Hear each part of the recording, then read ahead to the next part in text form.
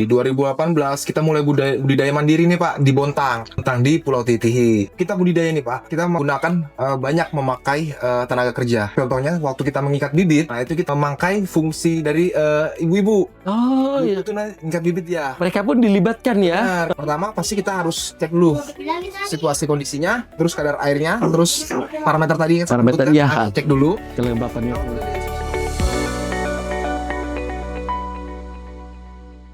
Assalamualaikum warahmatullahi wabarakatuh. Halo Sobat Bahana Desa. Pada hari ini kita sedang berada di outdoor dalam rangka Siniar Bahana Desa yang kedua dari DPMPD Provinsi Kalimantan Timur. Bersama saya Aswanda. Kebetulan saat ini saya menjabat sebagai Kepala Bidang Pembangunan Desa dan Kawasan Perdesaan di Provinsi Kalimantan Timur. Saya saat ini berada di Kampung Tihi-Tihi, Kelurahan Bontang Lestari, yang mana di sini kita baru saja melaksanakan satu momen yang sangat luar biasa dalam upaya untuk meningkatkan taraf hidup masyarakat yang ada di Kota Bontang maupun yang ada di Kabupaten Kutai Timur, tepatnya di Kecamatan Sangkulirang. Hari ini kita sudah melaksanakan penandatanganan perjanjian kerjasama antar desa lintas kabupaten antara Kecamatan Sangkulirang yang ada di Kabupaten Kutai Timur bersama dengan beberapa kelurahan yang ada di Kota Bontang, tepatnya Kelurahan Bontang Lestari dan Kelurahan Tanjung Laut. Hadir bersama saya pada hari ini narasumber yang sangat luar biasa. Beliau adalah pengusaha yang masih sangat muda sekali.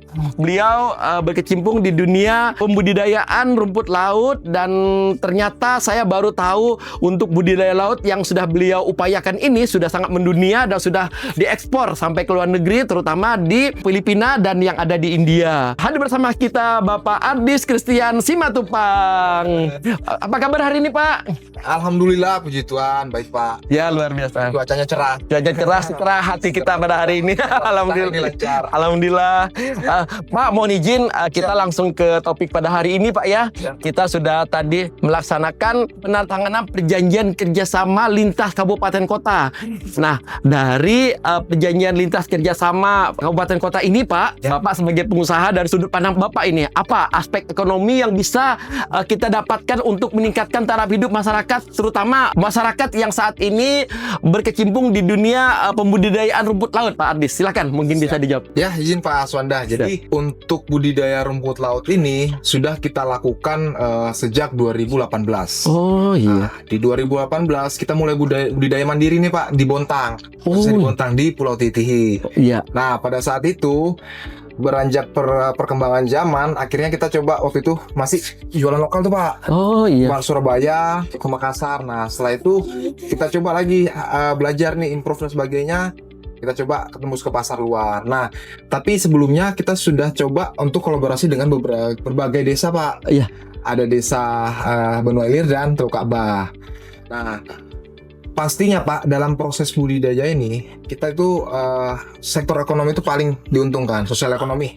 Setelah itu keduanya lingkungan. Nah, untuk sosial ekonomi sendiri ini, jadi kita budidaya nih Pak, kita menggunakan banyak memakai tenaga kerja. Salah contohnya waktu kita mengikat bibit, nah itu kita memakai fungsi dari ibu-ibu. Oh iya. Itu mengikat bibit ya. Mereka pun dilibatkan ya. Dilibatkan mereka. Jadi kan kita punya fondasi di laut ini luas nih Pak. Nah, jadi terbentangnya itu kita upahin ibu-ibu itu. Oh. Jadi kadang ibu-ibu ini kan paginya masak nih. Ya. Pagi masak, nanti sore dia bisa sudah ambil ngikat bibit. Luar biasa. Sampai nanti ke tengah malam. Nah, itu pertama. Jadi teman-teman di Pulau Titi ini juga ibu-ibu ini sudah mendapatkan nilai tambah dari proses budidaya tersebut. Nah, selepas itu untuk proses panennya dan proses pembersihan tali juga itu dilibatkan lagi warga sekitar. Oh, ada juga lagi pendapatan mereka dari situ ya? Benar. Oh, luar biasa ya. Jadi setiap step-stepnya ini kita melibatkan warga-warga lokal, ibu-ibu. Artinya mereka mendapatkan keuntungan dari usaha ini dengan mendapat nilai ekonomi untuk memenuhi kebutuhan ekonomi dari keluarga mereka. Betul. Ya. Iya. Jadi selain di budidaya, mereka membantu kita itu, mereka juga bekerja sendiri. Jadi ada yang punya pondasi mandiri. Oh gitu. Jadi ada yang budidaya sendiri nih. Untuk ya. Untuk pribadi. Nah nanti kita bantu. Jadi karena kita kan pangsa pasarnya luar, Ya.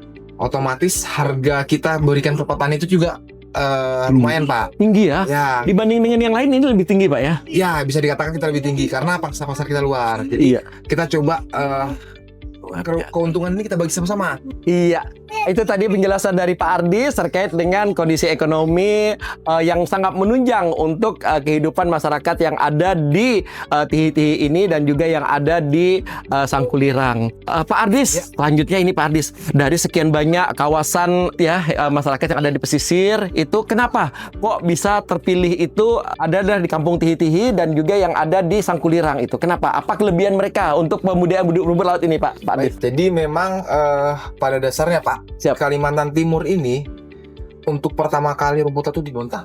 Oh, Pertama. gitu.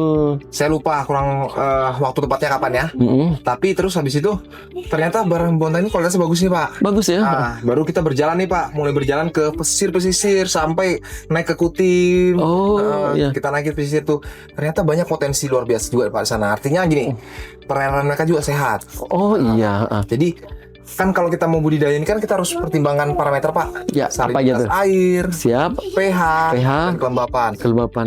Itu nanti dibantu teman-teman penyuluh perikanan untuk mengecek itu. Oh Kalau iya. itu indikator itu terpenuhi, kita bisa melakukan budidaya di lokasi tersebut. Kalau itu tidak terpenuhi tidak bisa ya. Hasilnya tidak maksimal. Artinya kurang maksimal. Oh iya. Nanti panennya juga terganggu dan biasanya banyak hama. Oh begitu. Terus kenapa kita bontang Kutim dan sebagainya Pak? Karena saat ini yang potensi dan SDM-nya itu matching antara pelakunya dan antara sumber daya alamnya itu rumput lautnya, mereka yang bersedia Pak. Oh. Nah makanya dengan adanya PKS ini kita harapkan kita bisa lebih nambah kapasitas source-nya lagi lah. Iya. Dan sebagai informasi nih Pak, Ya.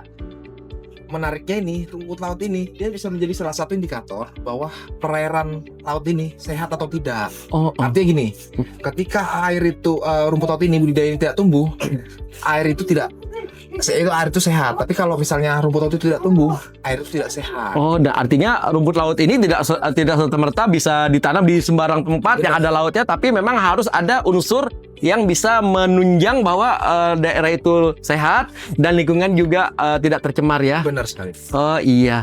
Oke, dari sekian lama Pak Ardis berkecimpung di dunia rumput laut ini, Pak Ardis, kok bisa sampai terhubung dengan Filipina dan India ini, Pak?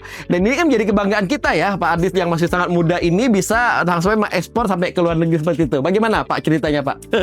Terima kasih Pak. Ini Iya. pertanyaan menarik ini. Iya. Dulu karena kita beranjak dari ini Pak, kita jualan ke lokal nih. Oh iya, lokal itu di mana? Surabaya. Surabaya. Oh siap Pak. Harganya ini dimainkan Pak. Oh Iya, gitu. artinya biasa lah itu Pak ya. Nah makanya kita coba ke luar, karena kita coba inquiry di pasar luar itu ada selisih. Nah maksud saya selisih harga tersebut kenapa enggak kita langsung ambil? Artinya dari kita langsung direct ke end user pembeli. Oh. Dari situlah saya mulai belajar. Nah terus saya mulai pengorbanan waktu itu Pak. Saya searching tuh pabrik-pabrik di dunia, pabrik pengolah rumput laut. Nah kita searching, ketemu di LinkedIn. Akhirnya kita coba spontan komunikasi. Nah setelah komunikasi barulah kita coba closing pertama kali di 2022. 2022 sudah mulai proses ekspor ya. Sudah. 2022. Siap. Nah, Pak, apakah serta-merta di awal itu langsung dianggap bahwa kualitas dari rumput laut kita itu memenuhi standarnya dari luar negeri itu? Kan artinya awal pasti ada tantangan ya kan?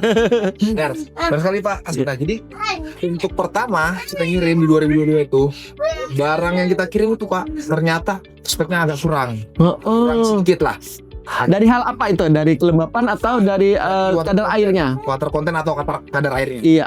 Nah itu dia kan spek yang diminta itu 37 sampai 38% kadar air. Ternyata yang kita kirim ada yang lolos. Maksudnya quality control kami kurang. Ini ada yang lolos di kadar 39. Menurut saya itu merupakan hal yang wajar karena untuk pertama kali ya. Pertama kali dan awal ya. Dan untuk next shipment, repeat order kita sudah menjaga kualitas. Maksudnya kita bisa stabilkan, akhirnya tidak ada komplain. Justru buyer itu selalu repeat order ke kita. Masya Allah, luar biasa. Pak Ardis, Ya, Pak. dari sekian banyaknya permintaan pasar dunia ya, kita anggap dunia karena sudah di luar negeri, Ya. pernah tidak Pak Ardis ini mengalami keterlambatan pengiriman saking banyaknya permintaan dari luar negeri, Pak Ardis? Oke. Kalau keterlambatan pengiriman, Pak, kita bukan karena kuota ya. Kota. Ini keterlambatan pengiriman terus lebih ke spesifik ke logistiknya. Logistiknya. Logistik seperti apa itu maksudnya, Pak? Jadi gini, Pak. Logistik kita ini, kita kan Kalimantan Timur ini belum punya direct shipment ya. Artinya kita punya Samarinda, kita punya Balikpapan, tapi belum direct. Jadi, kadang kita masih staffing di Surabaya, kita bongkar muat Surabaya. Nah, kadang dari proses Balikpapan atau Samarinda kirim ke Surabaya itu karena delay, Pak. Itulah ya. Dan itu akhirnya menjadi keterlambatan untuk proses pengiriman ke luar negeri. Nah, Dampak positif yang paling dari segi ekonomi itunya dari pendapatan masyarakat secara keseluruhan nih Pak Ardis. Mereka kan produk mereka sudah dijual sampai ke luar negeri. Apakah ada peningkatan harga dari yang sebelumnya? Dari yang Pak Ardis memenuhi pangsa lokal, pangsa nasional, sekarang dijual ke luar negeri dan masyarakat mengetahui itu, apakah mereka juga akan menaikkan harga untuk yang dijual ke luar negeri itu Pak? pastinya, Pak. Jadi karena pangsa pasar kita sudah luar, otomatis kan standar harganya tinggi nih. Ya. Nah, kita juga harus menyesuaikan ke bawahnya. Artinya kita berbagi rezekinya nih. Ya, betul. Karena kalau kita standarkan mereka, kita kasih lebih, otomatis mereka juga meningkatkan produksi. Oh begitu. Oke, sekali lagi ini kita hari ini sudah melaksanakan perjanjian kerjasama. Setelah ini Pak Ardis, untuk kelurahan ataupun desa yang mungkin masih dalam tahap proses untuk mengejar keterlambatan atau kekurangan dibandingkan dengan kota yang ada di Bontang ini, apa yang akan dilakukan? Pelatihan kah? Atau misalnya peningkatan kualitas atau seperti apa? Supaya semua sesuai dengan kualitas yang diinginkan dari pasar internasional Pak Ardis. Untuk rumput laut itu. Ya. Jadi kita coba tarik data dari existing Pak ya, yang tadi sudah kita jalan itu kan di Banu Ilir contohnya. Ya. Banu Ilir itu kendalanya mereka sudah budidaya. Cuman kendalanya ada hama. Sorry, bukan hama.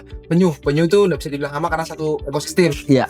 Nah, jadi yang harus kita rubah itu ini Pak, teknologi budidayanya, metodenya. Yang dilakukan di Bontang dengan dilakukan di Banu Ilir itu nanti akan berbeda karena kondisinya berbeda. Iya. Nah, terus nanti kita juga coba Pak, kalau Banu Ilir sudah nih, nah kita coba lihat potensi kampung baru, desa baru. Itu nanti pertama pasti kita harus cek dulu situasi kondisinya, terus kadar airnya, terus parameter tadi cek dulu. Kelembapannya Kalau sudah dia sesuai cocok, nah baru kita coba testing atau trial. Trial berapa kita taruh di laut. Nah, artinya kita sambil monitor setiap hari perkembangannya, pertumbuhan panjangnya itu kelihatan Pak. Iya. Pak Ardis tidak merasa berat untuk melaksanakan seperti yang Pak Ardis harapkan tadi, karena memang saya lihat orang kadang melihat rumput laut suatu hal yang biasa aja. Ternyata dari sana ada proses yang harus dilewati panjang, dan memang untuk mendapatkan kualitas yang bagus itu harus memenuhi beberapa kriteria yang tadi Pak Ardis sampaikan. Itu bagaimana? Justru Pak, Siap. kita mau berbagi. Jadi semakin kita memberitahu teman-teman kita, warga kita untuk budidaya yang baik dan benar, justru itu semakin menjadi nilai tambah kita juga. Akhirnya ada feedback ke kita. Ini kalau kita saya tidak takut kalau misalnya nanti Mereka menjual mereka menjual ke orang lain. Justru kita itu bisa saling kolaborasi Pak. Jadi karena kita kan paksa kita ekspor nih Pak. Iya. Nah, kita selalu memberikan yang terbaik ke teman-teman petani. Jadi ibaratnya nih Pak, kita sudah memberikan pelatihan yang baik, yang benar, transfer teknologi, pengetahuan, terus kita support juga dari sisi bibit ataupun yang sarana fasilitasnya. Nah, nggak mungkin Pak, saya yakin dan percaya teman-teman juga sudah hebat lah dalam mengondisikan ini loh yang harusnya kita yang berjuang selama ini ya. Iya betul Pak Ardis ya. Oke, terakhir ini Pak Ardis, harapan Pak Ardis dari setelah perjanjian kerjasama yang kita laksanakan, kita fasilitasi, harapan Pak Ardis apa untuk kemajuan dari budidaya rumput laut ini Pak Ardis? Benar Pak. Jadi pertama nanti adanya PKS ini, Ya. dari kan percontohannya Titi ini, Ya. kita transfer teknologi, transfer pengetahuan kan ke mereka di desa-desa. Nah, yang pasti harapannya Pak, supply chain kita meningkat. Amin, amin, amin. Nah, artinya demand ini selalu ada, tapi supply chain-nya harus kita tingkatkan lagi. Nah, harapannya nanti sepanjang pesisir Kalimantan Timur kita bisa budidaya Rumput laut ini ya. Iya. Nah, setelah itu nanti baru kita pikirkan ke step hilirisasinya. Wah, iya. Pasti tidak jauh ke arah ke situ Pak. Oh iya ya. Ke bioplastik ataupun ke biomaterial, biostimulan, pupuk cair. Nah, kita coba nanti Luar biasa. kolaborasi sama beberapa universitas, kita coba kembangkan tersebut. Coba itu ya. Baik sahabat siniar yang sudah menyaksikan siniar ini, pembicaraan kita sudah sangat luar biasa ya. Kita sudah menggali informasi yang sangat luar biasa terkait budidaya rumput laut yang ada di Bontang dan yang ada di Sangkulirang. Dan kita juga kagum sekali dengan beliau yang masih sangat muda ini, sudah berusaha di bidang rumput laut dan mengekspor ini sampai ke luar negeri. Dan ini mudah-mudahan bisa ditiru dan menjadi motivasi untuk pemuda-pemuda yang lainnya agar bisa berusaha untuk meningkatkan ekonomi, bukan hanya ekonomi pribadi tapi ekonomi masyarakat secara luas. Dan artinya sebaik-baiknya manusia adalah manusia yang berguna untuk orang lain. Luar biasa. Demikian siniar kita pada hari ini. Terima kasih sudah menyaksikan siniar kita, siniar Bahana Desa yang diinisiasi oleh DPMPD Provinsi Kalimantan Timur. Mudah-mudahan kita semua selalu sehat dan sampai ketemu dalam siniar Bahana Desa selanjutnya. Yeay.